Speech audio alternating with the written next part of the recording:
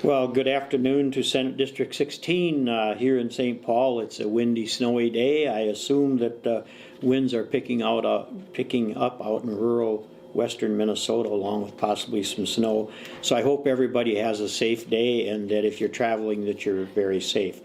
Today we received the Office of the Legislative Auditor's report on MNLARS. That's the Minnesota License and Vehicle Registration System that we've had a lot of problems with. It's caused a lot of frustration for our constituents in the state of Minnesota. And this report outlined in great detail a lot of the major problems that have been part of the issues that are affected by the software rollout.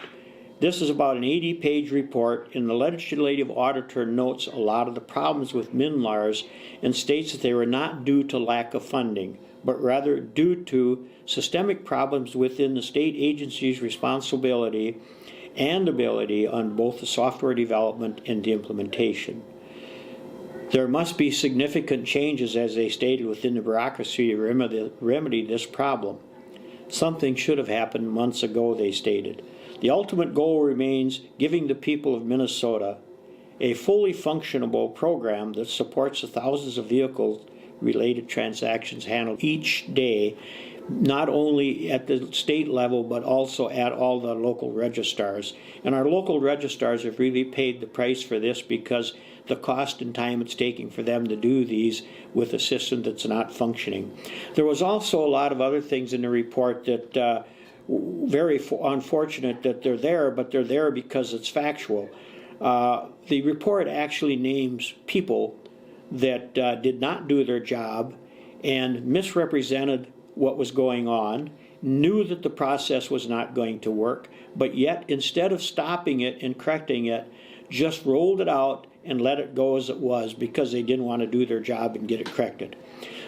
Also, it states that the legislation has given them plenty of money to make this work, but that the money was not used wisely. And again, that's very unfortunate. It's just another issue to where we have the bureaucracy at the state that is not paying attention and not sensitive to the needs of the state, and are more interested in spending the money and rolling something out that they knew was not going to work. Now, a lot of this can't be blamed on the Department of Public Safety, because this actually was a problem of our Minute program. And that problem is because we as a legislative body are not allowed to use outside vendors. We must use the Minnesota IT office and their agency. So this is something that certainly needs to be stated. Another issue it's really unfortunate is Governor Walz is asking for a considerable amount of more money to make this thing, make it work. As the legislator auditor states, this is not a money problem. This is a people problem. This is a discipline problem.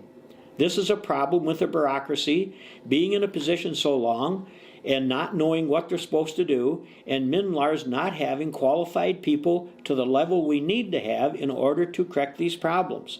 So at this point in time, this will be an issue that will be coming back to the legislature, and some decisions will have to be made. These decisions will have to be made shortly, because we feel we have an obligation to the Minnesota constituents of Minnesota and the state of Minnesota to provide you with a process that works properly when you go in to get your license and go in to take vehicle-related transactions. And there are several different things that falls into that area, and we want to make sure that you have the ability to get that taken care of in a timely fashion and do it at a reasonable cost.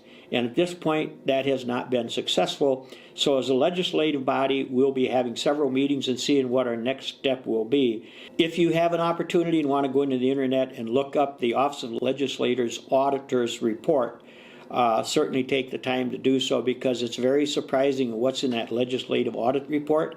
I have been here now, and this is my 9th year, and I've read and seen many auditors' reports, and this is the first time I've ever seen a report that was criticizing the system as bad as what, and stating how bad it really is.